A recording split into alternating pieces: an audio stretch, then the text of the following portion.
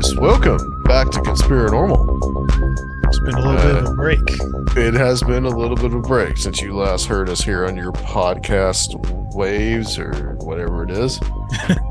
And What is it? yeah, Bites. a little bit like that. Catching all these bites. But yeah, it's all the bites. Yeah, thank you. But we are back from the Strange Realities Conference 2023. That's right. It was a smash. It was a smash, and we had a great time doing it, guys. It was something else. Yeah, this one was, I think, the best so far. Yeah, I think so too. And it's a little bittersweet in that it's over for this year, but also at the same time, I always have that mixed feeling of like, I'm glad that I don't have to worry about it for the rest of the year, and that we can just kind of do the shows and we don't have to worry about the conference, because guys, it takes a lot to do this conference, and it takes an equal amount of time to advertise it. Which you guys have heard nothing but from us from the Strange Realities Conference. Yeah, no more Strange Realities commercials for a while. So yeah, it'll be a while. Back to regular old Conspirinormal. And it'll probably be a while before we even mention it after this. But the thing is with Strange Realities is that there's so much that we do for preparation that, like, Surfiel and I, by the time that it actually starts, we're like absolutely already exhausted. Oh yeah. So by the time the weekend was over, by the time everybody left on that Monday afterwards, I was so beat that I did like basically nothing the rest of that night. But yeah, let's talk about some of our impressions about the conference, I guess. I mean, I think for me, everything went really, really well. There was a lot of camaraderie this year. I feel like technically wise, because we've had a lot of tech issues in the past, that it went really, really well. There were a few snafus, but other than that, things went pretty smooth on that end. I think you and Ren and I really had it down from last year, and we did pretty much all we did really was plug and play. Having Ren with his background in IT is like very, very invaluable. I kind of wish Ren was here to talk too, because he's a co-organizer with us, and we couldn't do it without him. No, we definitely couldn't have done it without him. And also Rob, we couldn't have done it without Rob as well. I mean, Rob has run, except for 2020, obviously, he has run sound for us all the years, and he has done a really great job, and just kind of like putting up with our streaming madness, but I still feel like it really went pretty well without a hitch. Yeah, there was one weird thing that happened on that Friday night, though, if you want to tell people about that, like slightly paranormal. Yeah, well, we use a audio interface to receive the audio signal that's in the room, and then broadcast it out to the streaming audience. And as soon as during Tim Banal's presentation, he started talking about that dang old Civil War gold. Yeah. We started getting people, because we're watching the chats on the streaming side, and we started getting some of the audience like, "Oh, there's no audio." And we're like scrambling, going to panic mode, running back and forth to the boards, our streaming setups. And then I finally noticed that the input volume was moved all the way to 0. Yeah. And me and Ren were trying to recreate the conditions, maybe this wire was over it. Brushed up against it. Yeah. To turn it all the way down, but we really couldn't figure it out, and we weren't moving around at that point. And the two audience members, pretty much witness our reaction and everything. And it was a little odd. So that's good. That's going in the book of the Strange Realities lore, Yeah, definitely. It was really weird, but yeah, first night went very well. You started us off. Yeah. and then we had Mallory Swinsky, and then we had Zach Hunt came and spoke, and then like you said, Tim finished the night off that night, and we did Yeah. the weird like paranormal Paranormal Family feud Feud. Yeah. that they Which I got to did. be honest with, I was kind of skeptical of, but I think It it went was well. really freaking fun. Yeah.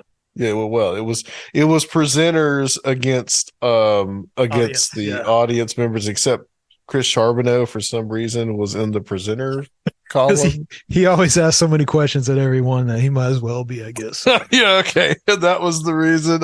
I don't know. I, I'm I, just saying. I think he just like fell in there. And then Yeah. Cheslin did the next day, the hypnosis session. We had Which Brent went Rand, really well. And some people which went had really like well. a really Yeah. Yeah. uh, strange experience with. Yeah. But yeah, Vincent Treewell told me he had a really weird experience with that. And and then we had a series like with Ren starting us off after lunch, and Kiki and Tobias Wayland and Recluse spoke. And then we finished it off with Nathan and Josh, and then I had Nevaeh moderate the she moderated the Q&A session, did really well with that. Yeah. And Before we go any further, I do yeah, want to say also that, in addition to Ren and everyone helping us and Rob, um, Steve Berg being an MC, right, like yeah, really yeah, took this thing to to the the next next level. level Yeah, yeah, energetically. And he just gave us like so much and just raised everyone's spirits. Like, I mean, more than anyone, I think he really made it what it was this year. It was great. So just for big, sure. big thanks to Steve Berg. Yeah, for sure. Yeah, thank you very much, Steve. I know you're probably listening, but thank you so much for doing that and being a part of that this year. We really do have a nice little core group of like him and Banal and Joshua McCutcheon, Ren, Kiki. We have a nice little core group Yeah, that we can kind of like depend on, and absolutely. really that we really had that fostered that sense of community this year. Yeah, it felt really This, like a family reunion than ever. And even like the people who, just went for their first time last year to like yeah. meet up with them, and we were all just like it was really, really great. As far as in-person attendance, this was probably the best. I think actually, no, probably it actually was the Yeah. best one so far, That room was numbers pretty wise. filled up. Um, and I was very, very happy with that. Of course, it's online, but I'd love people to come. Um, so and the next day on that Sunday, we had Chris Ernst and David Metcalf, Eric Gullius, Michael Hughes, Soraya Askath, and Timothy Renner, and they all knocked it out of the park for the online presentations. And so Yeah. that was like its own kind of like little online conference in and of itself that day. That was fun to just kind of like chill Yeah, at your place and right. you know, direct the streaming, but it was a little more laid back. It was. We got to rest a little bit and hang out with Bren. And then as a group, we all went out to the Bell Witch Cave, which was Yeah. fun. So, we got the little kind of more of a little more of a like the Paramania type of vibe going on. Where That just like was a everybody lot of hanging fun. out as friends, and there was like a lot of partying all weekend and everybody having fun, and it was a good time, and it was a weekend that I don't think that I'm gonna ever really forget for a while. I haven't really written anything about it yet. I may before this comes up, but just because I've just kind of been recovering myself and just kind of like slowly getting back into things, which Yeah. this obviously is a part of. But yeah, I want to thank everybody that came. I want to thank everybody who made it a great experience. Everybody that participated. Yeah. It really is kind of a labor of love, and it's a really, it really is great to kind of have your own little community within the wider community. So anything that you want to add to that?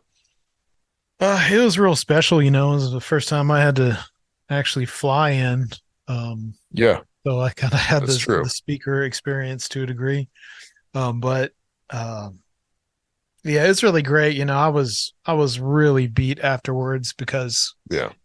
we have to direct and deal with whatever comes up during the conference, but then at the end of the night, I'm kind of desperate to hang out with people and socialize, Mhm. but I have to get up before everyone also.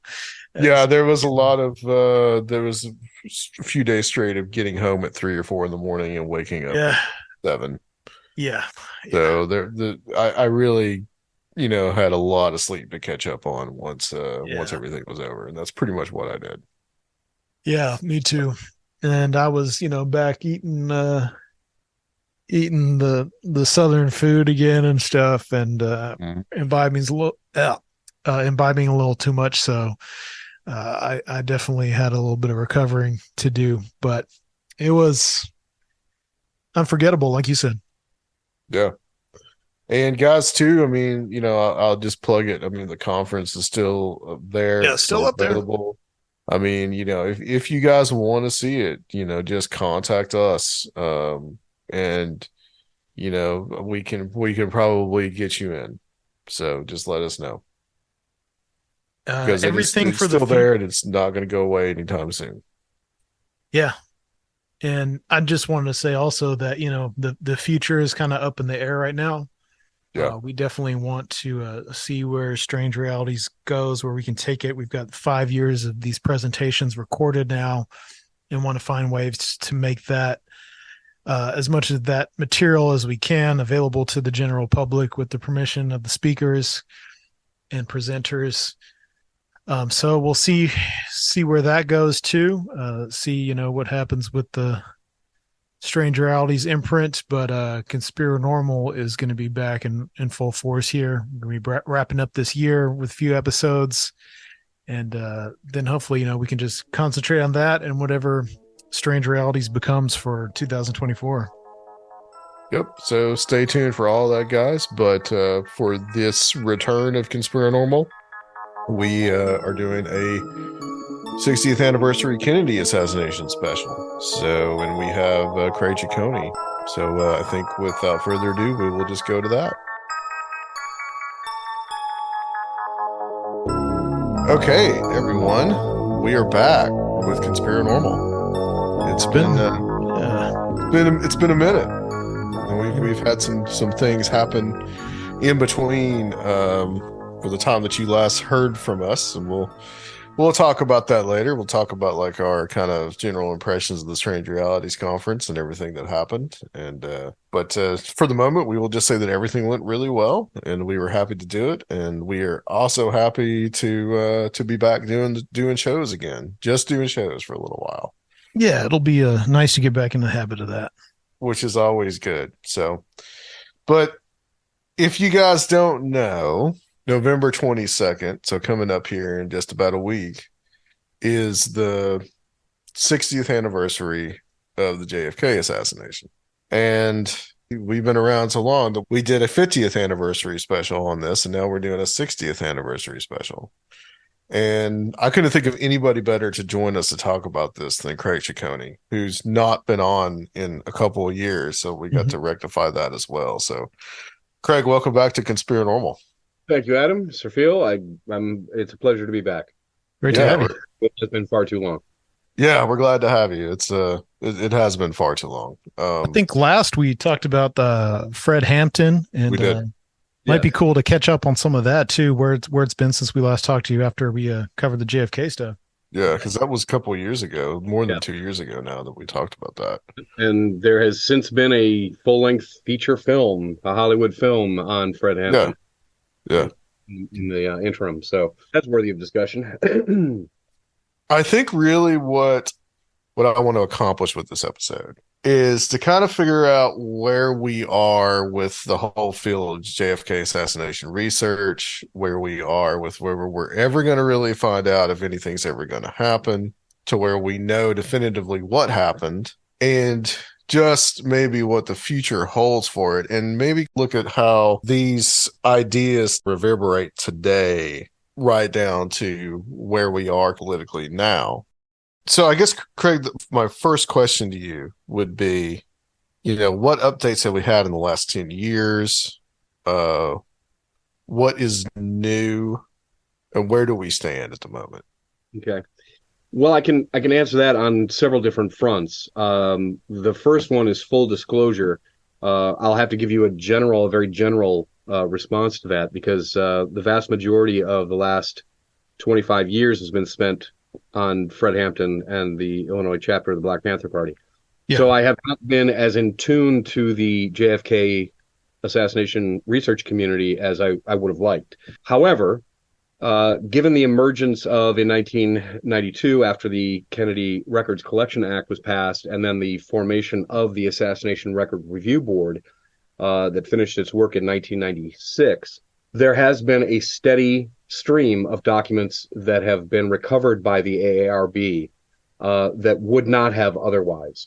It wasn't just a matter of them uncovering it, it was a matter of them on a daily basis either arguing with or negotiating with intelligence agencies to not just release documents, but to unredact them.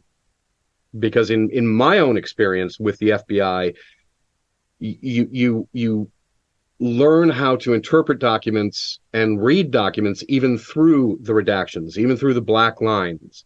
You have an idea of what they're talking about. You interview other people, you sit down with them and you have them read the document, and they're able to fill in some gaps, and you're able to fill in some gaps. And the long and short of that is we are still thousands of documents away from full disclosure. But I think that the JFK research community has done a good job at tempering people's expectations. I think that a lot of people think that even researchers themselves are hoping to find that smoking gun. And that's just not how intelligence agencies, specifically our intelligence agencies, work. They are not going to leave a paper trail. Some are more clever at it than others as far as intelligence agencies in hiding what they've done or what they've allowed to happen and who was culpable of that. Who sees their intelligence, who acts upon their intelligence, who pays for that intelligence. These are all very compartmentalized, very,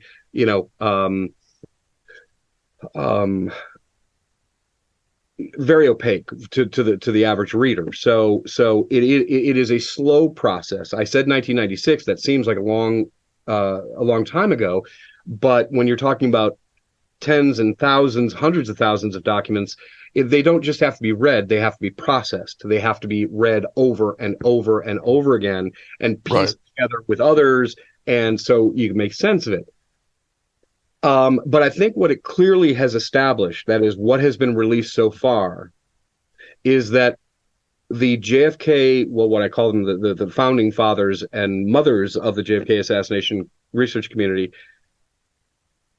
they have, if nothing else, proved and buttressed the arguments that they made back in the 60s and 70s as far as what the relationship was between the FBI, the CIA, other intelligence agencies, and Lee Harvey Oswald, the alleged assassin of President Kennedy, assailant of Governor John Connally, and the, of course, murderer of J.D. Tippit, a Dallas police officer.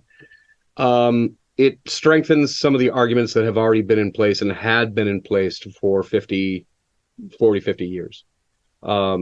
As far as those relationships are concerned, as far as what evidence has been brought forth, and physical evidence. Sometimes it's even eyewitness evidence.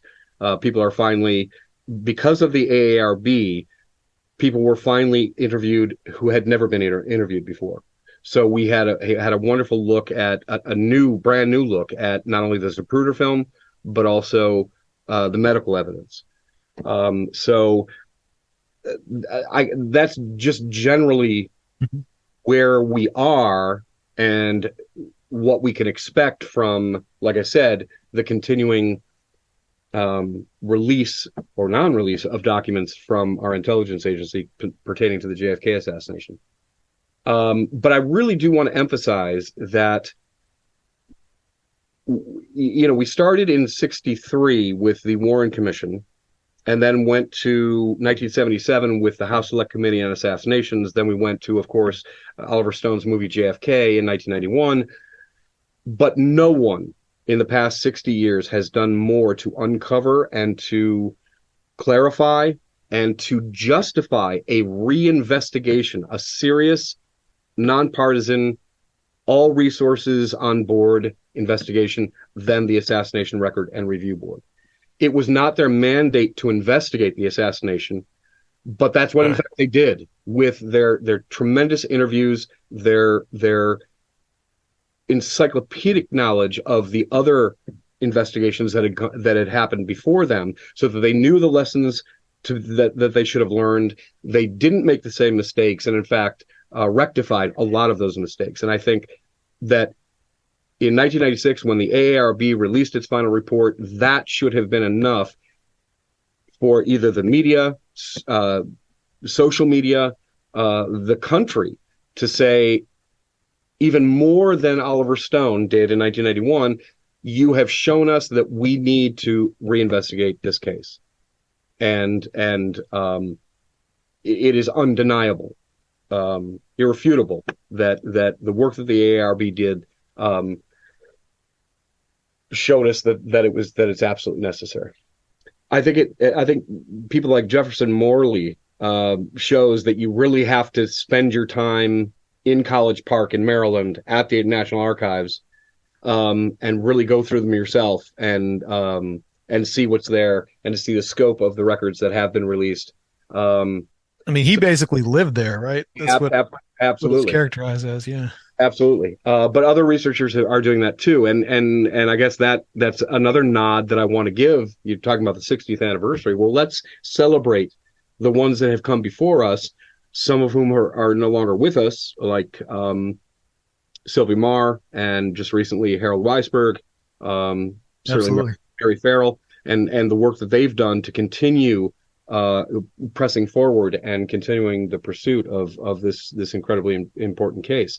So I am, conflicted the fact that I have not kept up with it, but still with a very interested ear, I try to take in as much as I can, given the work that I'm doing and it being so unrelated. But yeah, I can't think of anything in particular that has come out. I mean, the one revelation that people should know about, because it was in the mainstream media, was the Secret Service agent Paul Landis, who was opposite Clint Hill on the Secret Service follow-up car, right behind President Kennedy's car. So he's on the right front running board, like I said, opposite of Clint Hill, who was on the left front running board.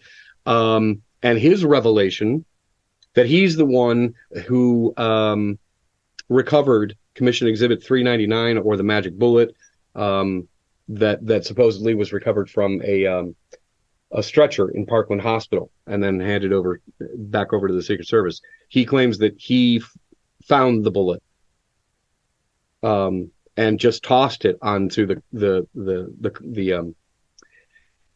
stretcher in Parkland Hospital. And then, of course, reviewing what Paul had already created as far as official records on that day and the subsequent days. There's really nothing about his story that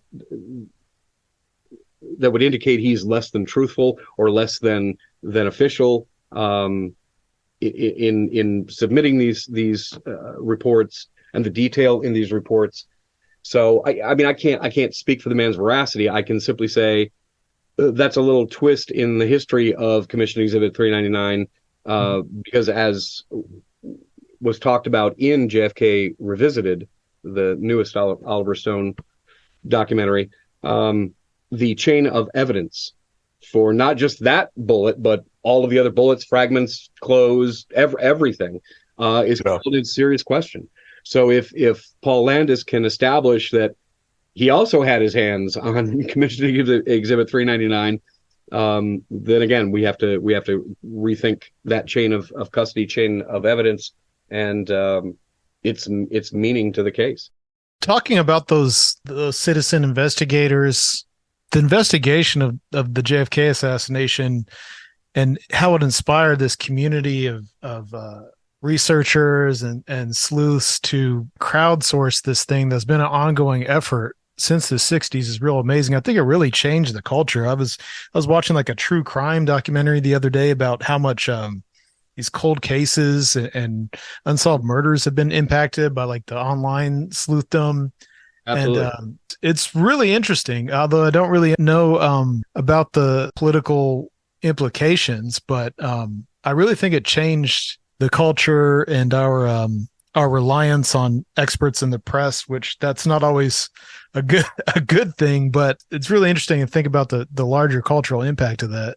It is, and I think it was a watershed moment for a lot of reasons. The assassination of our young president in 1963, that wasn't expected by anybody, and the profound effect that it had, but also not at the moment, not just at that moment, but also into the future. Like you said, I think that it started a whole um, a whole new school and a whole of thought and of action. I mean, we always had really good investigative journalists, and it was still back in the time when we trusted our media representatives. I'm talking like Walter Cronkite and Ed Carroll and Edwin Newman. I mean, we trusted these guys because they were stellar and they were articulate and they were dogged and of impeccable character.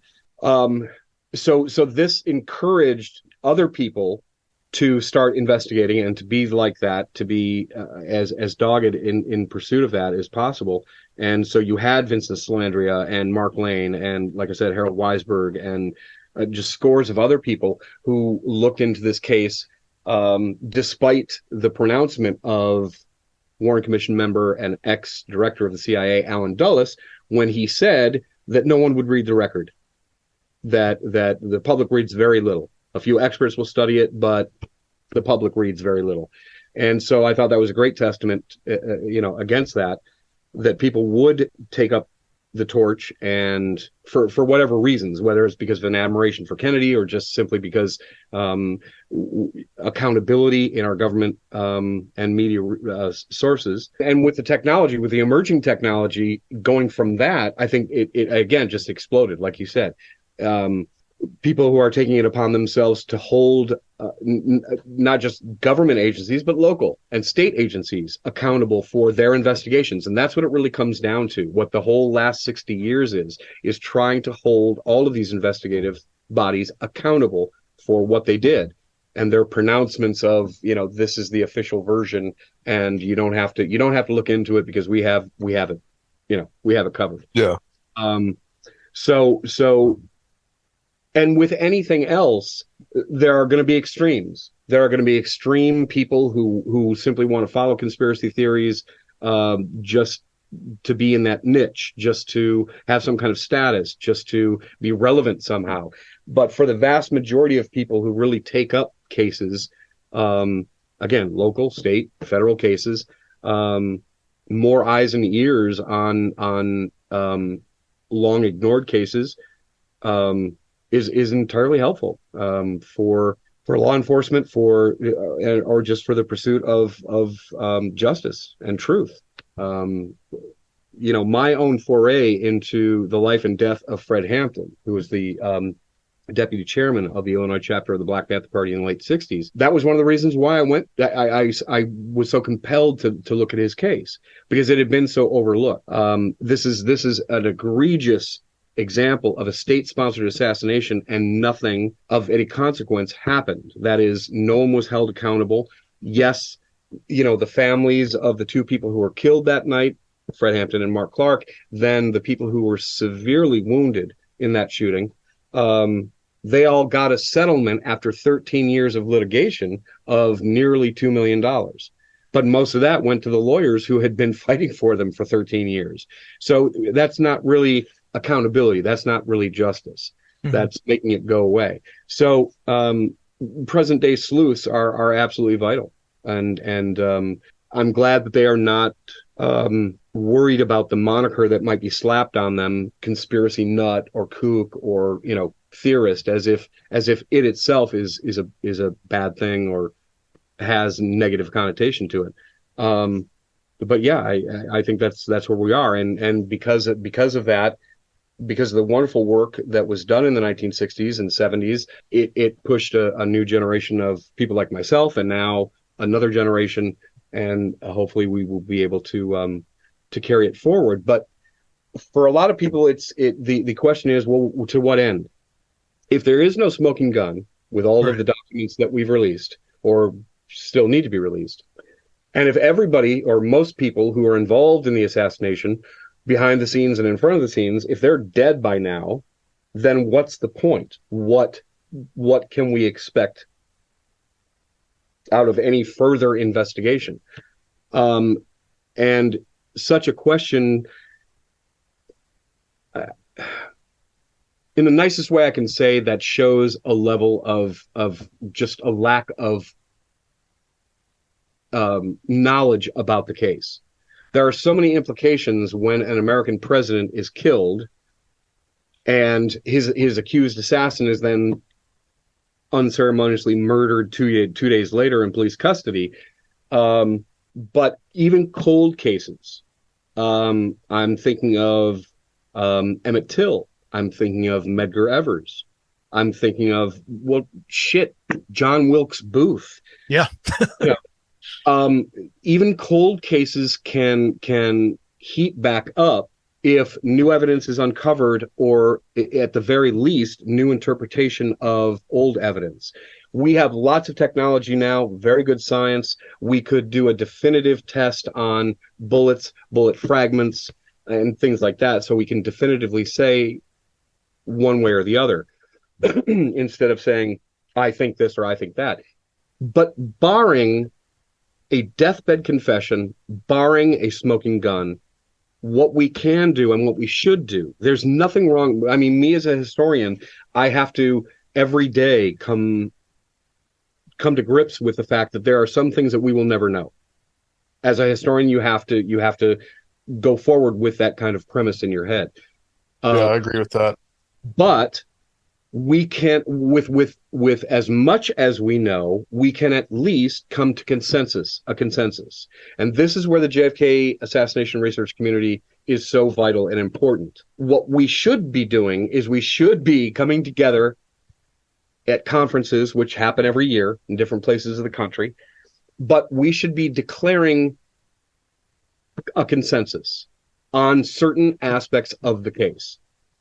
That is going to give the community the momentum it needs to go into asking for a new investigation, an impartial investigation. With the evidence that we have already uncovered, with the evidence that still exists, that hasn't been destroyed, hasn't been buried, then we can say to the greatest certainty that we can, this is how it happened, or this is the most likely way it happened. And there's nothing wrong with that, because you have the Warren Commission saying this is absolutely how it happened, and we can again demonstrably prove that was not only false, but it was purposely false. It was a conclusion that was out of deception, not out of, well, wow, we just didn't have, we didn't have the right evidence in front of us, so we could only we drew the conclusion we could only draw based on that. So I think there is still a great deal of justice, and barring justice, we owe it to John Kennedy. How's that? Yeah. To do everything we can to make the circumstances of his death as clear and as public as possible. And given that, I will be the first one to I'll be in the front of the line of the crusade, as morbid as this sounds, to exhume him and John Conley, because Nellie Conley, his widow, and there's no reason for it, but she refused to allow the medal that's still in Governor Conley's wrist to be removed after he died, before he was buried. She was adamant about it. Why? When was that? When did Connolly die? I don't recall. It has to have been at least I'm looking it up. years ago. 1993. So it was right in the middle of all that. Right. AARB, right after absolutely JFK came out. Yeah. And especially given Governor Conley's official and private pronouncements that he ever believed that the single bullet theory was applicable to the Kennedy case. Right. And he would be the guy, right? He would be the guy you would trust because, I mean, he got shot, you know?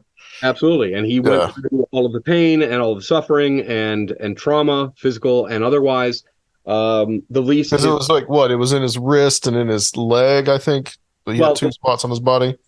Well, 3. His chest first, went into his wrist, and then landed in his body. It was superficial. But there was still metal remaining in his wrist, even after he'd taken fragments out. They left the. This is supposedly from the bullet that just had a couple of dents in it, right? Exactly. So you remove the metal. You weigh it with the metal that was removed in 1963. And then if it weighs more than what's missing from Commission Exhibit 399, boom, the single bullet theory is dead. Done. Yeah. It doesn't matter about your nice 3D models that show how a bullet could have gone through both men. It doesn't matter one lick because it proves that wasn't the bullet. Right. So, and if they exhumed JFK, they would know where the wounds are, which is something I want to get to here in a second. And we can, but mine is more philosophical because it's the reason that I want JFK exhumed and for an autopsy to be done is because he has yet to have a medical legal autopsy. That's crazy. That is crazy. His accused assassin has already had 2, unimpeachable medical legal autopsies that nobody could have argued or impugned its veracity in court. But John Kennedy, our president, our young, vital president who was murdered in broad daylight, he has not had one yet. So the autopsy of Bethesda was not... It was not a medical legal autopsy. That is, it was not within the confines of the law, and it was not in the confines of board-certified pathologists looking at a gunshot wound victim. That's a part of an investigation. Right. Yeah. These were clinical and anatomic pathologists, teachers, who were teaching how to dissect a body, how to do you can do an autopsy without ever seeing a car crash victim or a bullet victim or even a burn victim. These are patients who basically die of natural causes, and any schmuck can dissect a body, take the microscopic slides and samples, and then study those samples for Parkinson's, for Addison's, for cancer, for diabetes. You're talking about a clinical pathology, and that's what Dr. Humes and Dr. Boswell were experts in, and that's what they knew. Natural death autopsies. They never had done a gunshot death autopsy before. But we have to go back to Dallas to establish the legal precedent, because in 1963 it was not a federal crime to kill the president. So the second the bullet tore through John Kennedy's head, he was John Doe, as in the eyes of the law, in the eyes of Dallas. So as a homicide victim, an autopsy had to have been done before the body could be removed from Dallas County. That, of course, was not done. Dr. Earl Rose, who was the chief medical examiner in Dallas, he was prepared to do President Kennedy's autopsy at Parkland Hospital. But of course, the Secret Service, by gunpoint, took President Kennedy's body and they went to Bethesda, a naval hospital that was controlled by admirals and military, and then up the chain, the president, which was now Lyndon Johnson. So it was a very controlled set of circumstances, and the autopsy itself was not only inept, but it was also very incomplete. The most egregious example I can give from that is the fact that Dr. Humes waited until after the autopsy was completed. So they are now filling John Kennedy's head with plaster of Paris because they're preparing his body. They're embalming his body and getting it ready for an open casket funeral. Despite the damage that was done to his head, they had some pieces of skull. He had a lot of hair. Plaster of Paris right here, and then we'll be able to make him look pretty damn good. So they're doing this. They're doing this during the supposed autopsy. Well, after, but it's still at Bethesda. So while this is going on, because they bury him, the timeline is he's killed on Friday, and they're basically burying him on Sunday or Monday. Monday. Yeah, Monday. I think he gets buried on the Monday. Yes, While Kennedy is being embalmed after the autopsy, Humes then goes to his office and calls Dr. Malcolm Perry in Dallas, because he was the first one to attend to Kennedy when he was brought to Parkland Hospital. And then he decides to ask his attending physician, hey, what wounds did you see on Kennedy's body? This should have been done immediately. The second James Humes knew that he was going to be doing the autopsy, he should have been on the phone to the Parkland doctors, every single person who saw him after he was shot, and should have gotten a full report of what wounds did you observe, what treatment did you give him. Then he would have known that the hole in President Kennedy's neck that he saw was in fact a tracheotomy through an existing bullet hole, and wouldn't have been so perplexed during the autopsy as to completely overlook it. I mean, you have to remember that. He did not examine the wound as a wound. He ignored it because he thought it was a tracheotomy. So the night of the autopsy, you've got a bullet in President Kennedy's back, and it didn't go anywhere. So when Humes, through the Secret Service agents who are there, or the FBI agents who are there, and the reports they were getting, the phone was constantly ringing off the hook. Dr. Humes hears that a bullet had been recovered on a stretcher in Dallas. He assumed that that was the bullet that was in the back. Oh, there's the reason why it's not in the body. And it's, because it made its way out of President Kennedy's body and fell out onto a stretcher in Parkland. All right, cool. But then when he heard that Dr. Perry had observed a bullet wound in President Kennedy's throat through which he did a tracheotomy, then he said, oh shit, now I have to write an autopsy report to account for a wound I never saw or examined. So Sunday morning, as Oswald is being transferred, from the city jail to the county jail, and was subsequently murdered by Jack Ruby, he burns his original autopsy notes and draft. Because now, like I said, now he has to write a report based on wounds he never saw. And he simply connected the back wound with the front wound that he never saw, and easy peasy. So it's because of egregious things like this, the destruction of evidence, of course, and Dr. Humes's incompetence and unprofessionalism, that it would have been rendered completely inadmissible in a court of law. Right. Had there ever been an actual trial? Which, Absolutely. But the Warren Commission, Jack Ruby took care of that. Right. But the Warren Commission always spoke in terms of the findings that we have produced, that we have to present them in such a way that they would have, of course, been undeniably, they would have been responsible for securing a guilty verdict for Oswald had he gone to trial. So everything that they did was about Oswald's guilt and about, if it had gone to trial. Well, the funny thing is they could say that because the man was dead.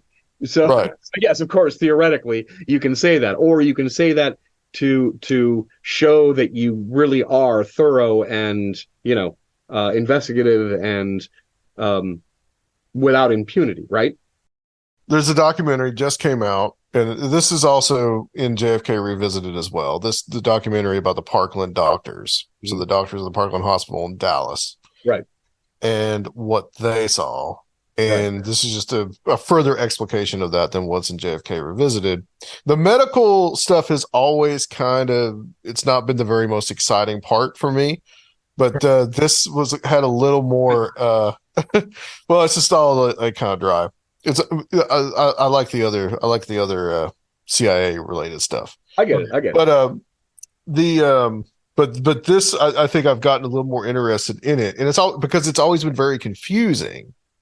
When you watch something like The Men Who Killed Kennedy, there's a lot of confusion there, and this was made like in 1988, so this is 25 years after the assassination, and it doesn't make much sense. But I think since then it's been much more explicated a little fully.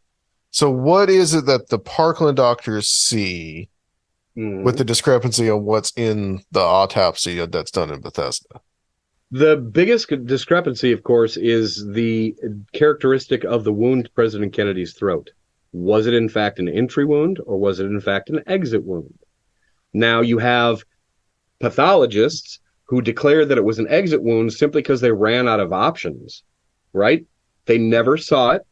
They never examined it as a bullet wound. They always just saw it as a tracheotomy wound. Right. They simply connected the dots.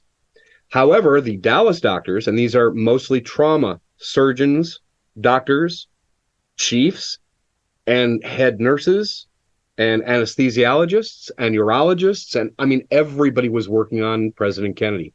I can't remember the exact number, but there was no less than 32, 36 people who had their hands on him at one point while he was at Parkland. Right. But it was also the discrepancy of the size and location of his head wound. Mm-hmm. The vast majority of the doctors, nurses, orderlies, and specialists said that it was an occipital parietal wound. That is the back right of the head. Not only did they talk about it being an avulsed wound or a blown out wound in that area, but also that they saw not only cerebral tissue, which is the main portion of the brain, the cerebellum, but also the cerebellum, which is at the back of the brain, the back bottom of the brain. So if they see both of these tissues on the stretcher, then they are talking about a rear entry wound, or a rear wound. Whereas the pathologist at Bethesda claimed that it was chiefly frontal and parietal, so extending the fractures radiating into the occipital, but chiefly the temple area, from the ear forward. And we were able to at least see that supported by the autopsy photographs that were what were they just like Robert Groden had with his Zapruder film back in 1960 or 1976, 76, 75. Anyway, yeah, somewhere around there. I think it was when it was shown on Geraldo's show. It was exactly 75. Yeah, exactly. So these were duplicates that were released into the public, and David Lifton in a reissuing of his book Best Evidence in 1988 displayed some of these. So but that's one of the things that the Assassination Record and Review Board did in its work between 92 and 96 was to interview everybody at Bethesda Naval Hospital, including the people who took the photographs, these photographs that have been made public. And there have only been 9, 10, 11 of them, out of 52, I think there were. So they interviewed everybody, including the photographers, and these are either not of John Kennedy or they are doctored in some way. And this has been established by the Assassination Record and Review Board. Anyway, so you're talking about the difference between the Parkland and Bethesda. Those were the main differences. The characteristics of both the wounds to his throat and to the back of his head. And this is why any competent forensic pathologist, medical examiner, would have called the staff at Parkland before even looking at the body. They would have, if not demanded a report from all of them to read beforehand, at least oral, at least over the phone. What did you see? What did you do? What marks, did you make on the body to assist in trying to sustain his life? Because cut down incisions and tracheotomies through a throat. Usually you don't obliterate evidence like a bullet wound by doing a tracheotomy through it. It just so happened that it was in his throat, and they wanted to put a tracheal tube into his throat to help him breathe. So instead of making 2 holes in his throat, which would have been antithetical to allowing him to breathe. They simply cut through the bullet wound to make a tracheotomy. Yeah. So, and this was not done, leading to years and years of confusion. Now, again, the Parkland doctors have always been very consistent in their stories. To have to do a documentary 60 years later showing, what they said and what they felt and what they saw is unnecessary. The work that I did, for a lot of people, the master list of witnesses that some people may be familiar with, I'm dealing with witnesses, and witnesses, of course, are one of the most unreliable sources of evidence. You take it at face value. You have to have it with context. And so I decided that I was going to do just that. The earliest recollection is always the best. So for most of these witnesses, I tried to find opinions that they gave at the earliest point possible after the assassination. Okay. Sure. The later their opinion goes, the less and less value it has, the less and less emphasis we put on it. Same goes for doctors. So we already have the testimony of the Parkland doctors and nurses. Not all of them, because the Warren Commission was less than thorough. But then you had the House Select Committee on Assassinations, which did a much better job. Then you've got the Assassination Record and Review Board, which closed all those gaps. So we have the record. They have given their opinions over and over and over again. Some of them have even written books. Dr. Charles Crenshaw wrote a book in the wake of the movie JFK in 91. Others have given their oral history to the Sixth Floor Museum in Dallas. So the record abounds with their opinions. We don't need another documentary to confuse or to confound the issue. It has already been established that the Parkland doctors saw different wounds than the doctors at Bethesda. It's that simple. So what isn't simple is why. The why now we can argue about. I mean, at a certain point, do you think that even though there's information that we still don't have, obviously the smoking guns are pretty much already there? Yes. In either the existence of evidence that is impossible to interpret any other way, or the destruction of evidence. Because remember, in establishing what happened, sometimes it's a matter of establishing patterns of what people did. So if you have these patterns of behavior, it leads to the most likely conclusion. So what is the reason that they took President Kennedy's body from Dallas before an autopsy had been done? Why was it done at a military-controlled facility with people who were in over their heads? Why then were the autopsy materials then given to the Kennedy family? I don't know why they'd want them, but of course that's who ended up getting them.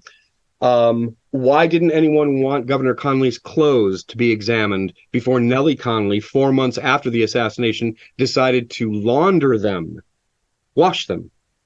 Why did all these things happen? Can we simply just say that it was incompetence or it was malfeasance, or can we say that it was a concerted effort to control the outcomes and to make sure that the outcomes that were made public were crafted, not spontaneous, through the result of diligent research and study?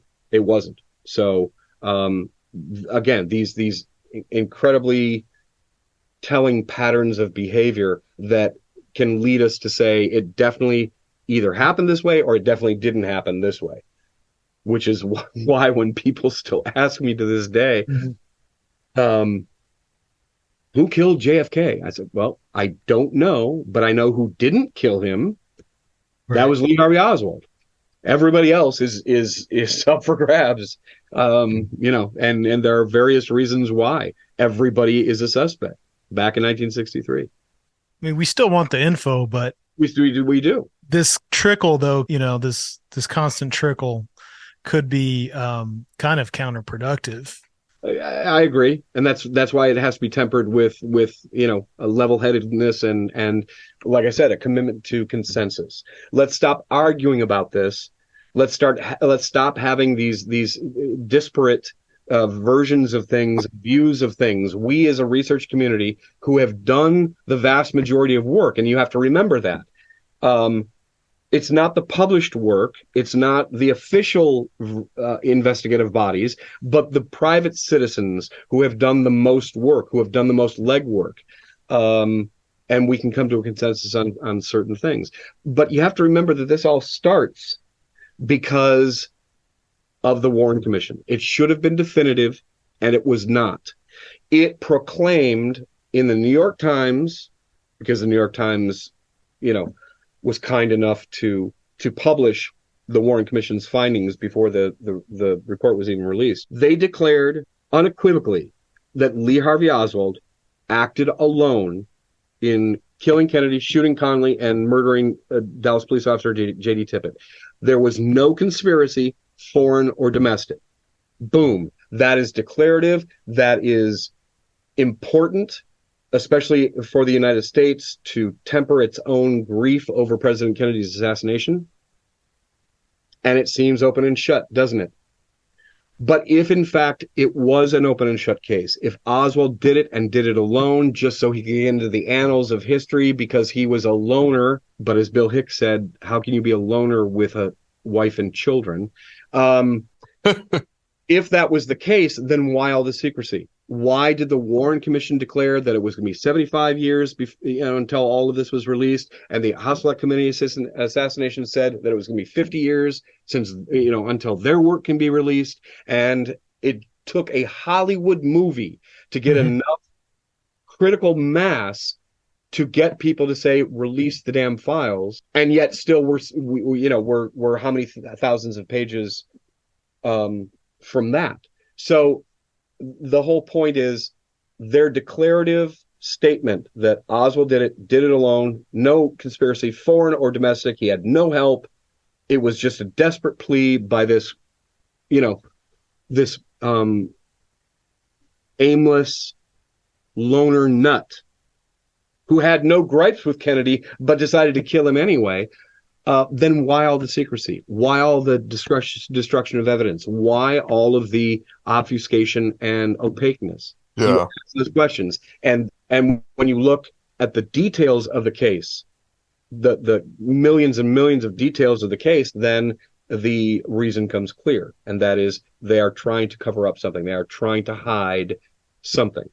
And in every facet of this case, whether it's the evidence, whether it's the eyewitnesses, whether it's the who might have actually been responsible for President Kennedy's assassination, that's what they were trying to cover up and not. And it still must be of some kind of consequence today to keep this going. There still must be some people who, I guess, the entire country's run by very old people, so there's still probably a lot of people alive involved there who at least had relationships with people who are alive. And well, involved. And don't forget generational things too.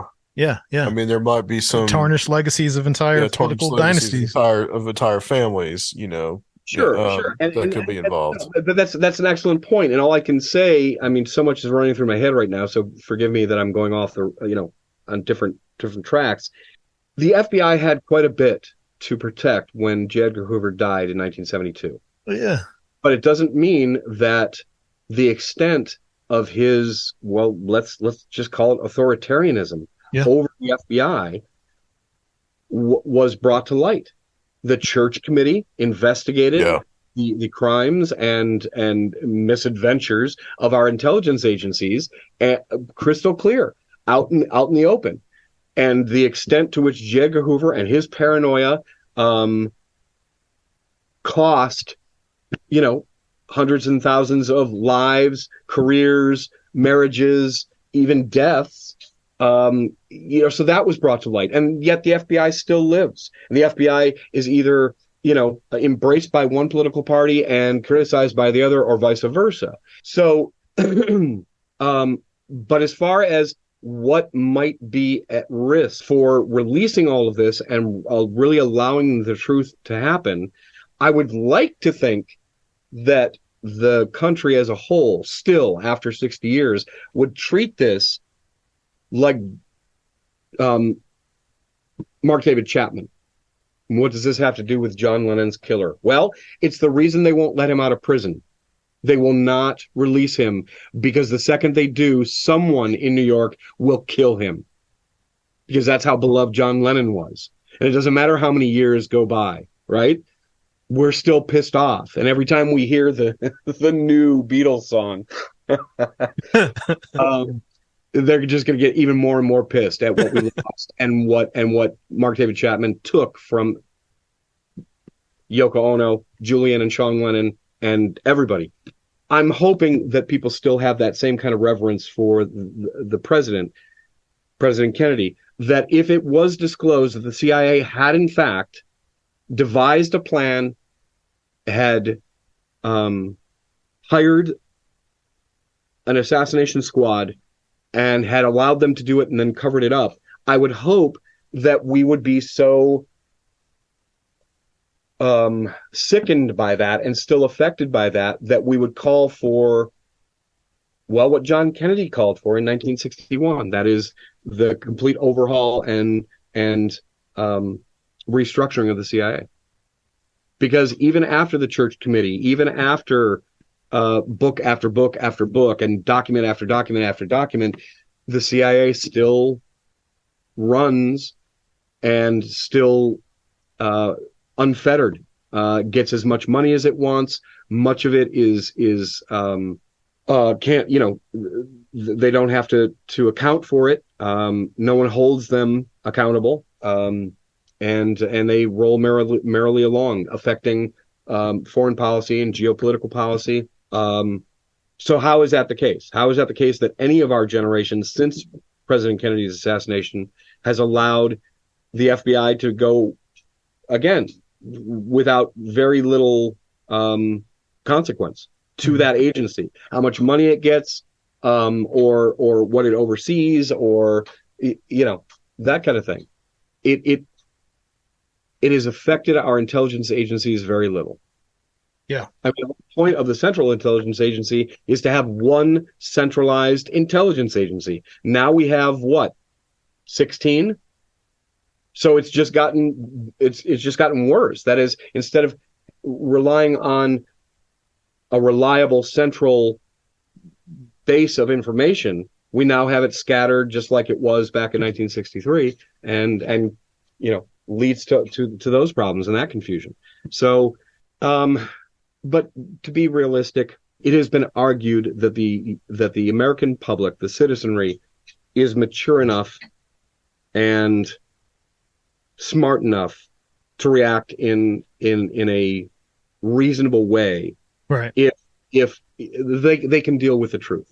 Well, and I mean, I almost feel like, at least since the 90s, there already has been a critical mass of probably a majority of Americans who have pretty much accepted that a conspiracy that probably involves some members of the government or intelligence agencies occurred. Like, it's hard to find someone who doesn't. But our media hasn't. Right. That's the thing. I mean, that's the thing. And so you'll still get arguments at the Thanksgiving dinner table about this, like in my family. Mm-hmm. Like my dad's still kind of convinced that Oswald did it alone, and we talk about this all the time. But it's like when you have like CNN, Thanksgiving's coming up, man. I know, like CNN on the 50th anniversary, last year, still, talking about still basically apologizing for being apologists for the Warren Commission.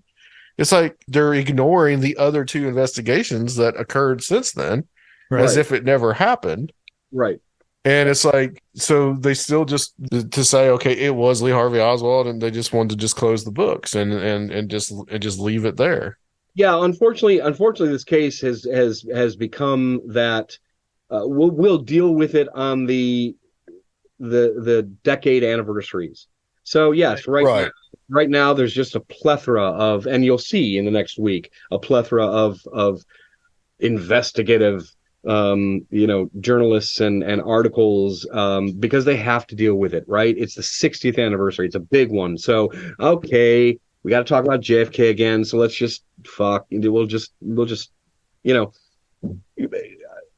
like perfunctory, like a perfunctory examination, but like you said, in the end, nothing has really contradicted the Warren Commission or the House Select Committee assassinations, even though, of course, they contradicted each other. And then, like you said, 2 investigations.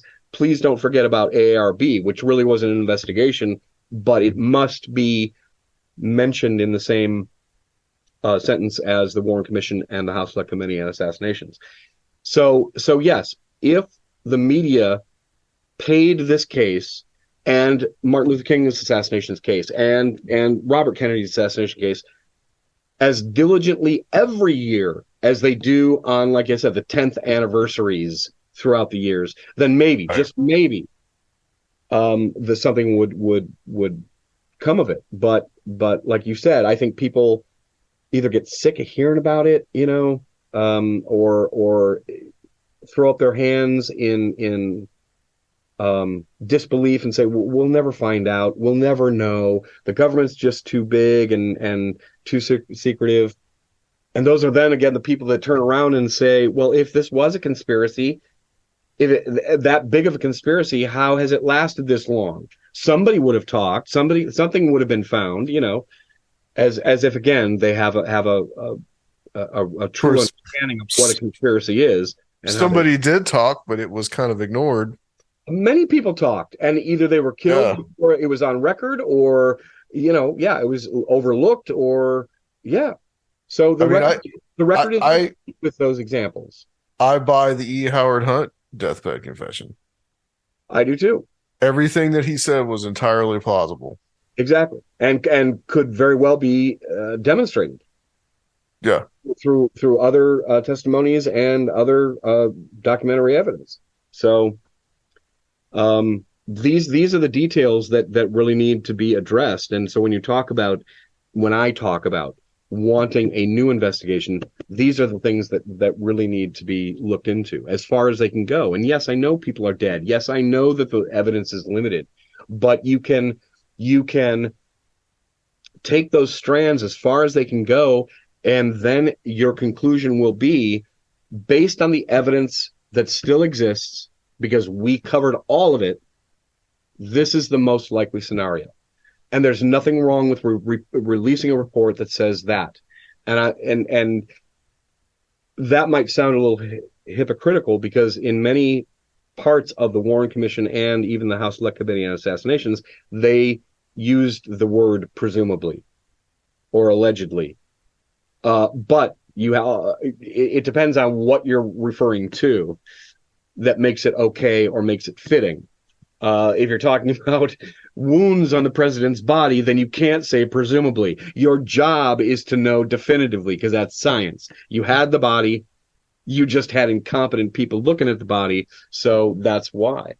So, and I have to shout out to Robert Kennedy, because I just glanced over that. How the House Select Committee on Assassinations did not include Robert Kennedy's assassination is beyond me.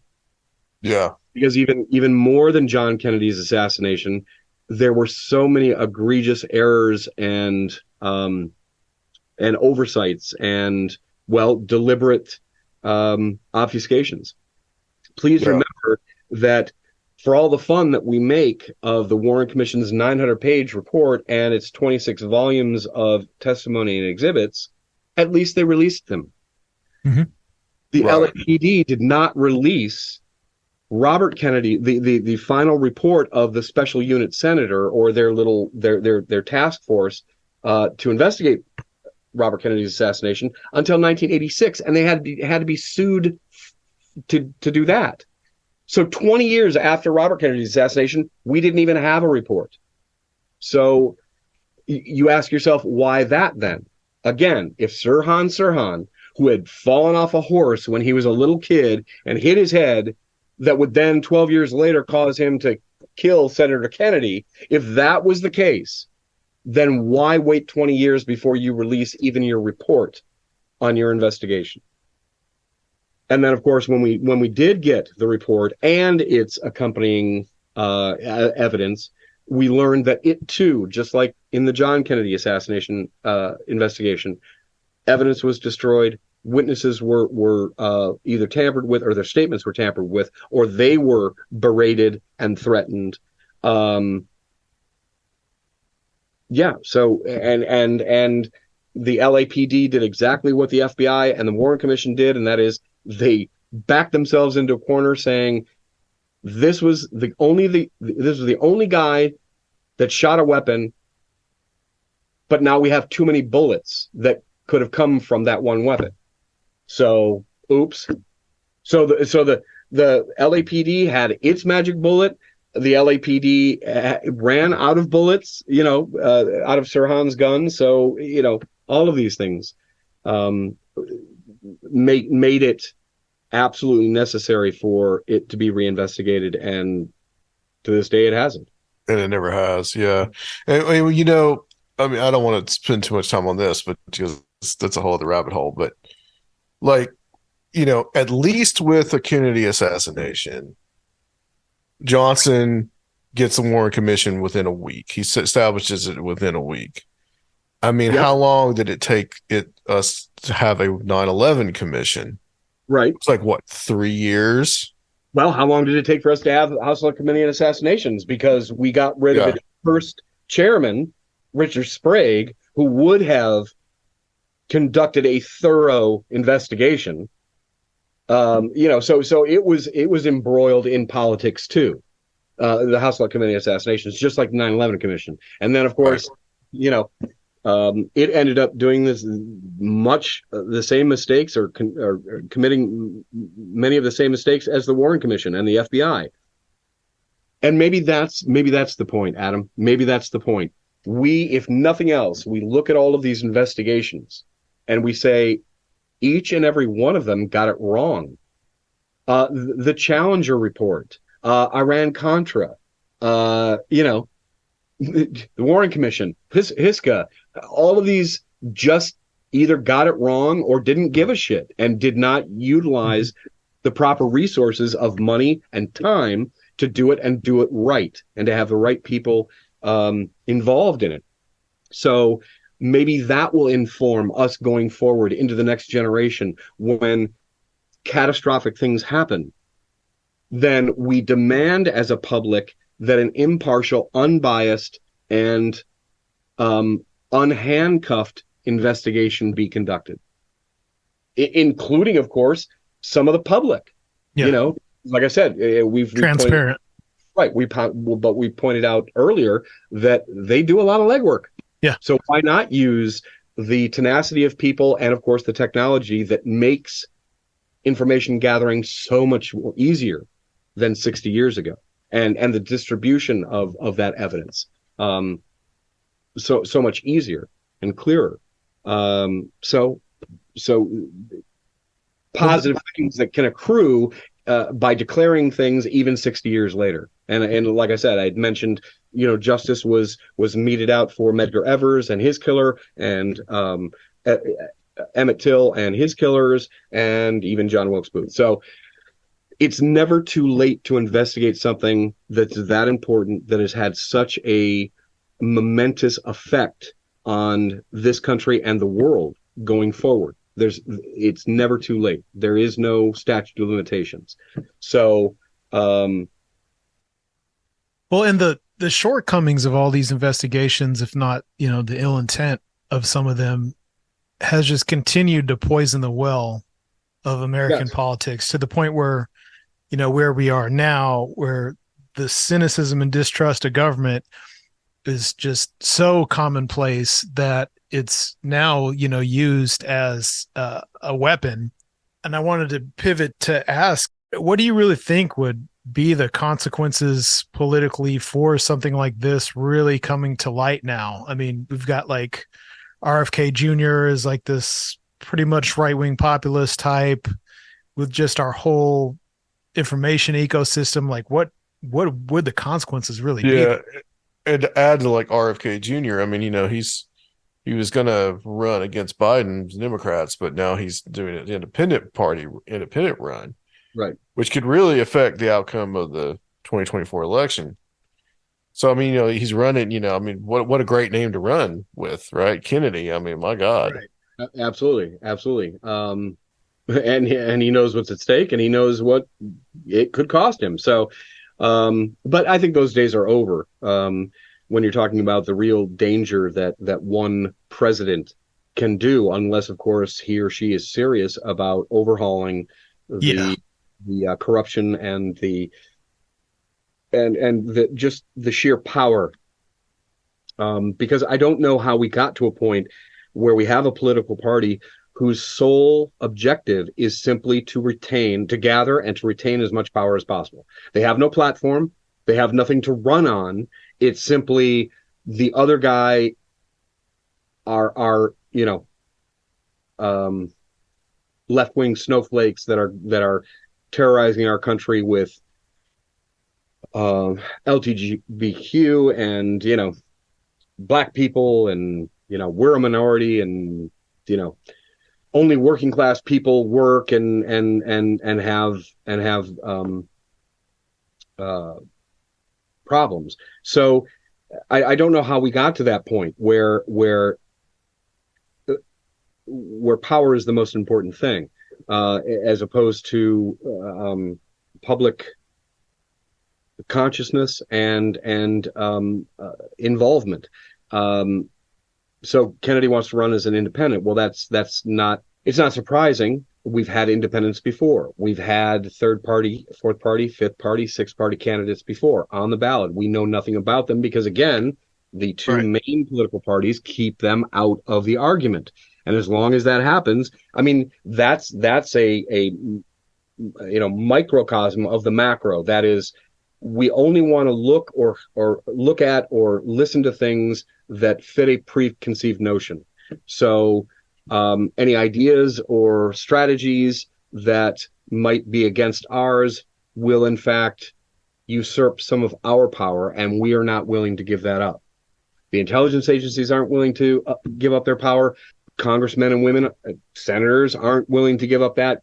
Governors, whatever platforms they have or they believe will keep them in office and keep them in the headlines, whether it's in Florida or Texas or even California and New York. We have been due for a third or fourth political party for a very long time. Mm-hmm. And I think that our discussion of this, again, is reflective of that. You have special interests from private citizens, whether it's gun control, whether it's,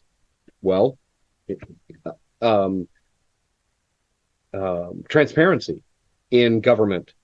And day in and day out, they make FOIA requests and fight the agencies and communities that they're trying to get information from, just to get that information. It's that kind of thing. So as these become more and more important to people, we can include climate change. We can include, all of these other, not hot button topics, but just important to the American public. They're going to be seeking a representative for that voice. And if it's somebody like Robert Kennedy Jr., or if it's somebody else, and demand that their voices be heard, that's always a good thing. But we now have, like I said, a political party who can have debates, and its leading candidate doesn't show up for them because he doesn't need to. We don't need to talk. We don't need to mull it over. We don't need to, come up with strategies that will help the vast majority of American people, instead of just a very small minority of American citizens. It's got to come to a head. At least I believe that it has to come to a head. We have already seen examples of that throughout the last 60 years. They should have been informative enough to get us to act as a society, whether it's government reform and transparency, whether it's a third, fourth, fifth party, and demanding that unheard voices be heard. It's long overdue. So I wish Robert Kennedy luck, but the problem is that until there's enough of a momentum of people wanting a third or fourth or fifth party, there really is no reasonable expectation that an independent could, in fact, take the White House. Or how many independents do we have out of all of our representatives? How many independents are there? Maybe 6, 7, right? Do you think that's those are the only differing opinions in this country? No, we have a lot of differing opinions and interests and concerns, so that are just not being heard and not being addressed. So, like I said, good luck to Robert Kennedy, but I think that he's really going to, if he alters this election, he's going to alter it in a negative way, not a positive way. Yeah, I mean, exactly. Yeah. So much of this is the narrative about what changed in America with the death of JFK revolves around, this activist foreign policy. And at this point, JFK's party, are viewed by many as being really the interventionist hawks, basically, and so I just don't know who this information would benefit now, because really it's like the only, more isolationist or anti-hawk stuff is really just feels like it comes from the populist right now. Well, and but it's also comical if it wasn't so hypocritical. The fact that but these big realignments, I mean, it's like I've known people who are pretty much, I would characterize as populist right wing, who see JFK as some kind of symbol for them now. These aren't really politically sophisticated people, but it's like I don't know where things would even fall now and who would benefit. Well, I don't know why they would embrace him. His own detractors in the 1960s, early 1960s. Right. So I totally understand, but these weird realignments that are happening now with a lot of people being politicized for first time who never were before, and I mean, too, like the QAnon stuff has embraced this a lot. Yeah.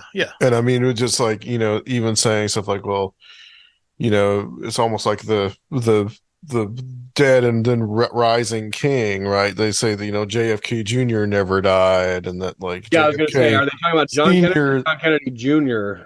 Yeah. But this like weird QAnon cult that got started, that didn't leave this hotel for months, and this happened in Dallas, and this happened because they all gathered on Dealey Plaza. About conspiracy theory in general and where it's at now, really, and JFK assassination research is really like the genesis of so much of what it has been since that. Yeah, but it's important to remember that the vast majority of the JFK assassination research actually put in the work and are not conspiracy kooks or theorists, or they are simply, you talk about modest and moderate in pursuing these leads that the government simply wouldn't do, and it goes back to what I was saying about the faults of a lot of our government investigations. Very little public oversight, so the criticism only comes after the report has been released, and by that time it is too late, because so much evidence has been destroyed or obfuscated that it can't be retracted or recovered. Perfect example is, a contemporary one when you talk about 9/11.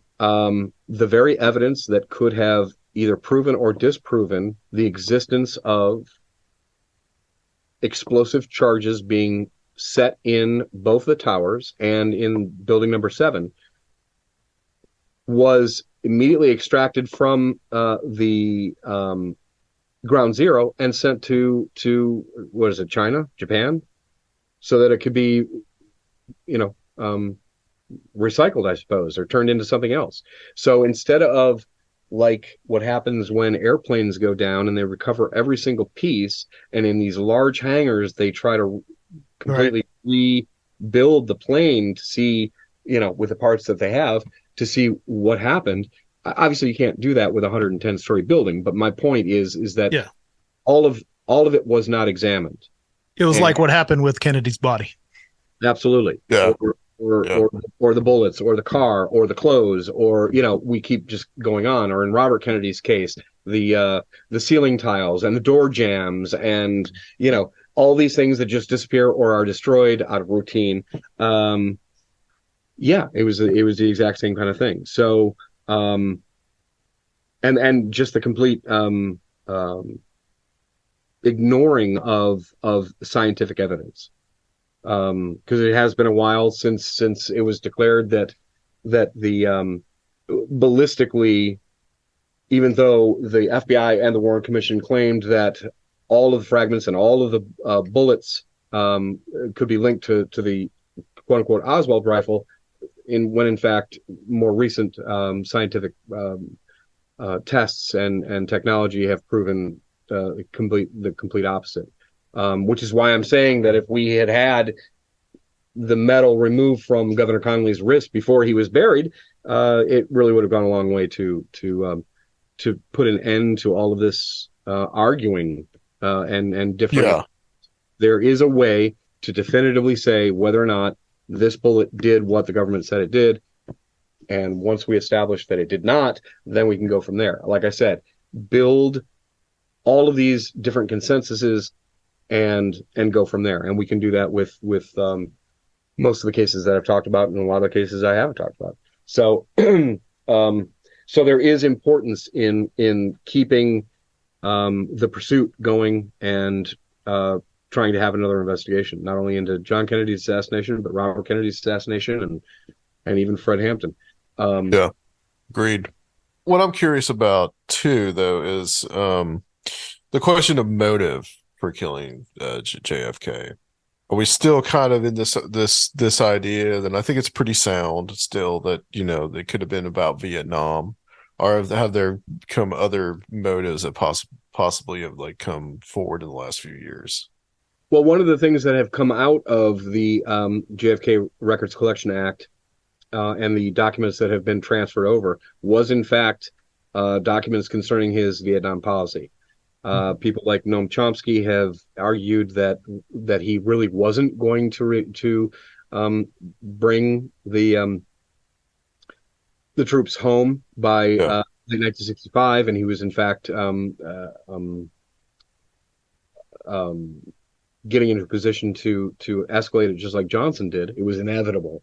But these documents clearly show, despite any public pronouncements that John Kennedy gave to Walter Cronkite in September of 1963, he was absolutely convinced that it was a losing cause, and that, unlike the Bay of Pigs, he was not going to listen to his advisors, his military advisors, and instead listen to his private advisors, including his brother and Sorensen, and was going to get us out of Vietnam. But when you talk about motivation, it's very important to remember that we've had four presidential assassinations in our history. The John Kennedy assassination is the only one in which a political motive could not be pinned on the assailant or the alleged assailant. All the other three, Lincoln, McKinley, Garfield, they did it for political reasons. Mm-hmm. They stated, they wrote about it, and it was undeniable. What we again have learned in the last 60 years about the Oswald, and he's a mysterious figure that again deserves its own investigation. Just put up an investigative body just on Oswald, because he was a fascinating character, made all the because of the fingerprints of intelligence all over his 24-year-old body. It has been firmly established that he was a fan of President Kennedy, that he didn't agree with some of his policies, but that overall he thought he was steering the country in the right direction. So it was not a case of him having any angst against the very victim he's supposedly victimized.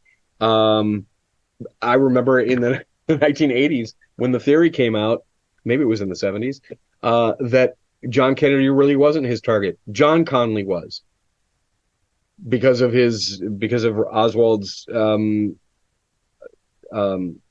dishonorable discharge or something having to do with his military record, and that John Connally in one of his previous iterations in government was in charge of that, or was on a board that oversaw that, or something to that effect, and that he was in fact trying to kill John Connally. Anyway, yeah, I've heard that. Yeah. Anyway, yeah, there was no political reason, no motive that Oswald had, or stated, or wrote, that would indicate why he would do something like this if in fact he did it.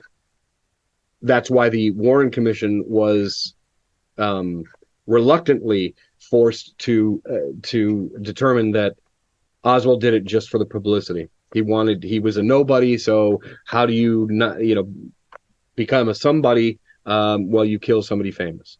That was Mark David Chapman's line of motivation as well, or one of them. But the evidence just does not stack up against that, and does not support that very weak motivation. But if you do, in fact, as a student of history, look at other people who had the motivation, had the means, motive, and opportunity, right? That's 101 of crime sleuthing, is means, motive, and opportunity. If you look at it from a historical aspect, who did Kennedy piss off? Well, then you've got a whole lineup of people who had the means to at least fund it, or provide the assassins, or the getaway teams, or because killing a foreign leader, it takes a lot of planning, and and a lot of cooperation. So, but if you look at who was most motivated to kill President Kennedy and benefit the most from his death, Lee Harvey Oswald was the very last person on that list. Yeah. I mean, I think more than anything, it just it's a window to this right-wing underworld that was kind of given carte blanche during the Cold War. And there's all these different causes and people from different countries. And, this is an international thing. And if you let something like that exist, sooner or later, you're going to get something like what happened. And, maybe that relates a lot to what's been going on in, the last few years and decades now also. Yeah. If you have, part of it is about the narrative too. Because when you talk about, what was the phrase you just used? Well, anytime you control the narrative, then you can control the argument, and it makes it a lot easier to sway people into that argument if you can control that narrative, and you control, for instance, defining what is patriotic and what isn't patriotic. It makes it that much easier to discount these people and include these people. And if you feel more and more aggrieved, then it's more likely that you will feel a kinship or more of a brotherhood with these people, and you will be convinced that your cause is righteous and your pursuit is righteous, regardless of what evidence you see or what anybody might tell you. Adam, you were talking about your dad still believing that Oswald acted alone. All you have to do is to simply say, what makes you think that, Dad? What for you, what is the cornerstone evidence that lets you know that Oswald did it? Is it motive? Is it any of the evidence? And from that, you can simply just destruct it, or keep asking him the questions, including the question of, if he did it, Dad, and he did it alone, and he did it, without any help, then why all the secrecy? Why all the destruction? Why all the obfuscation? Right.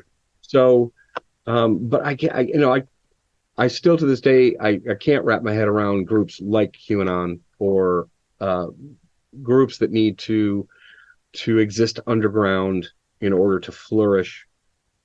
I just don't know. A kind of not a comparison, but an arc has been drawn from the KKK of the 19th century, and racist people now, white supremacists now. Mm-hmm. They don't need to hide behind white sheets. They don't need to hide in their existing communal, the sheriff was the Grand Master of the Ku Klux Klan, but that was a hidden, that was hidden from the public. Now, the most vehemently right wing and racist or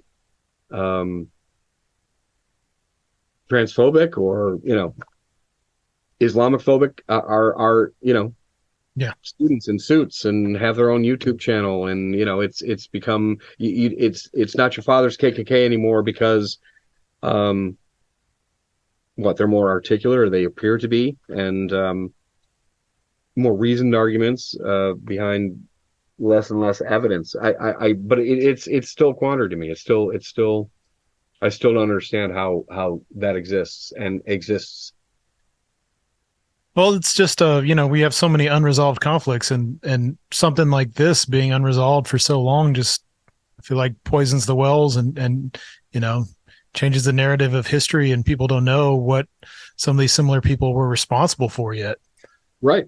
So then let's, and this is this is kind of their children, right? Right. So part of it is about, trying to educate yourself and trying to listen to all views. That becomes increasingly difficult to do in this day and age of social media, where you're just bombarded 24/7 with information. Be less selective because of the pressure to see this TikTok or this Instagram or this Facebook post or what have you, and we can even argue about companies that are actually can actually control the algorithms to make you see things that they want you to see, and then you're just that just makes it easier to surrender to them, because it must be true because I'm reading it, right? It's on my feed. It must be true, because you're talking about 60 years ago. You really had to go in depth. You really had to do legwork. You had to actually physically go to a library. Sometimes you had to go to several libraries. Yeah. If you wrote to an archivist in a library from in another state, then it would take you, writing a letter, waiting for that letter, getting it back. So it was, you were more invested in it. It seems today you don't have to be quite as invested in all that because it comes so easily. The information, or the seemingly pertinent information, comes so easily, so fast. I think just by its nature, conspiracy theory is not something that is intended or has good consequences when it has a mass audience like it is now, and it's basically forced on people through the algorithms and the frequency of it being in their pocket. It's just terrible versus, when it was these small dedicated groups of citizen investigators, you just had a lot better results and could have positive consequences. But now just the nature of it, I think, is not intended for this type of media environment. It's just all bad. When we were just talking about that, the scene just popped up into my head in All the President's Men. Just a wonderful movie. I never get sick of that movie. But it's when they discover the name of somebody that they really needed to track down and interview. And Bob Woodward goes to the Washington Post lounge. It was a lounge area. And on the walls, it was just covered with telephone books from every city in the United States. So because they had a little bit of information of where he might have been from, he keeps pulling them off, and he's looking through these telephone books just trying to find somebody who's listed. Well, guess what? People aren't listed anymore. We don't have telephone books anymore. It's that kind of old school thing that is just, it almost looks laughable now, but that's the kind of legwork that you had to do. And you tended to go towards more primary evidence and documentation as opposed to third or fourth or fifth, hearsay that is so easily consumed and digested thanks to social media. So I'm hoping that never gets lost, that the next generation that looks into the JFK case or the RFK case or MLK, that they really do spend the time with the books that came out in that decade and the results of that kind of dogged pursuit, of primary sources and actual evidence, to go forward. One of the tasks that I keep thinking about is the Freedom of Information Act. I substitute taught for 8 years, and I always declared, I said, if I were a full-time teacher, if I were an actual teacher and made that my profession, then I would make my students as a project, as a year-end project, to file a FOIA request. Awesome. Yeah. It doesn't matter if it took 2 or 3 or 4 years for you to get the materials that you asked for. The important thing is that you know how to file one and that you stay with it. And even if you get the materials after you've graduated from high school, once you get those materials, whether or not you're interested in the subject at all, donate it to your local library. Mm-hmm. Because the FBI, the CIA, intelligence groups, even local and state agencies are not going to voluntarily release what they have in their vaults. They're not going to scan them and then make them public just out of the goodness of their hearts. It's going to take the public to extract those and make them public. And to give you the example that's closest to me right now, the Black Panther Party. Yeah. Let's segue into your current, most recent developments with the Fred Hampton stuff and Black Panthers. Well, okay, so it has been 50 years since the Black Panther Party, right? Its heyday, certainly. You know that the FBI, without evidence, of course, this is what we're talking about as far as patterns are concerned. We know that there exists in the FBI vaults case files on every Black Panther Party branch and chapter from every state in which they existed, as well as individual investigative files on most of the central staff members of each of those branches and chapters. So we're talking about hundreds and hundreds and hundreds of investigative files on individuals inside the Black Panther Party and all of the branches and chapters of the Black Panther Party. To date, there has only been one chapter who's had their file released, and that's North Carolina. The North Carolina Black Panther Party, which didn't come into existence until, I think, 1971. But Black Panther Party headquarters in Oakland, its comparable chapter down in LA, the Chicago Black Panther Party main investigative file, all 200 volumes of it, I do know that there are 200 volumes of that, have never been requested, never been released. I was the first person that wasn't a lawyer involved in the civil trial to request Fred Hampton's file. And what happens is once the FBI releases a file to a private citizen, it then makes copies of it and makes it available in the FBI reading room in Washington. Now, with the advent of all of our technology and scanning, and now they have a digital vault on their website, they decided to scan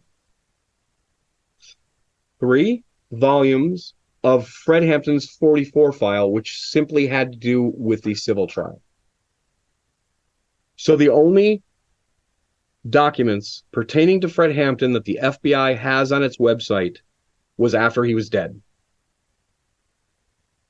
So this is a great example of that, of the fact that so many books have been written about the Black Panther Party, so many documentaries, and now a major motion picture, but very few people, well, basically nobody, has started with the FBI's evidence or its investigative files on these organizations and individuals. And as criminal as what the FBI did to hundreds of thousands of citizens back in the 1960s and 70s, they created an irreplaceable history of those organizations and individuals because of their intrusive nature. Of course, it was illegal, it was immoral, but it happened. And a result of that happening is that we have a unique history, thanks to the FBI, of all of these groups and individuals, ripe for analyzing and contextualizing and bringing to the forefront. But of course, people haven't done that. So, using the very tools that some progressive politicians allowed with the passage of the Freedom of Information Act, and now most states have their own FOIA units. If they don't call them FOIA, they call them like sunshine, because you're exposing these documents to the sunshine. So almost every state has them, and everyone is subject to FOIA requests. And it's so underused. Most of the time, FOIAs are submitted by journalists or professors who are writing books, and very little is done with them, or the vast majority of the FBI's documents are still in its basement, and like I said, will not be released unless we as citizens request them. So everybody should learn how to file a FOIA request. Absolutely. And they don't have to be my students. It could be just anybody who's listening right now. File a FOIA request on any organization or individual that was controversial in the very least in the 1960s. And once you get those documents, donate them to somebody. If that's not your primary interest, there's nothing wrong with that. But just as a civic duty, do your civic duty and get the FBI to release documents. Yeah, because it's there for a reason. And people fought for that right, for that to happen, for that to occur. So absolutely. And when it didn't work all that well, then we had very brave people breaking into FBI field offices and making away with file cabinets full of FBI documents. Right. That's how they found out about COINTELPRO. Exactly. The media papers. Oh. Well, Craig, I want to thank you for coming on. This has been a good discussion. I've really enjoyed it. Well, I appreciate it, and I hope that I haven't been too long-winded or too not at all. Hammering too much. Not at all. Where can people find your work? And there'll be a book coming out soon.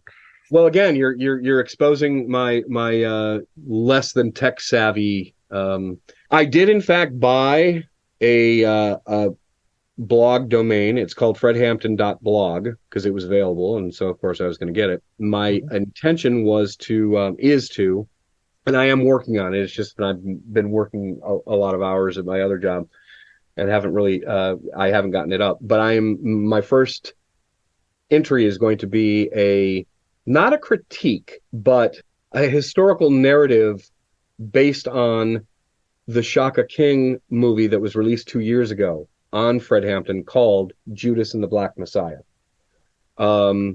It's with Daniel Kaluuya, who a lot of people are familiar with, a wonderful, wonderful actor. He plays Fred Hampton, and given the materials that he got from Shaka King, which was limited, I think he did a brilliant job. But the movie itself was ill-conceived and was not based on most of the research that's available. Well, okay, let's just be honest. Shaka King never contacted me because I've been researching this guy for 30 years, and had Shaka King known about me and contacted me, I would be able to provide him with all of the context he could need.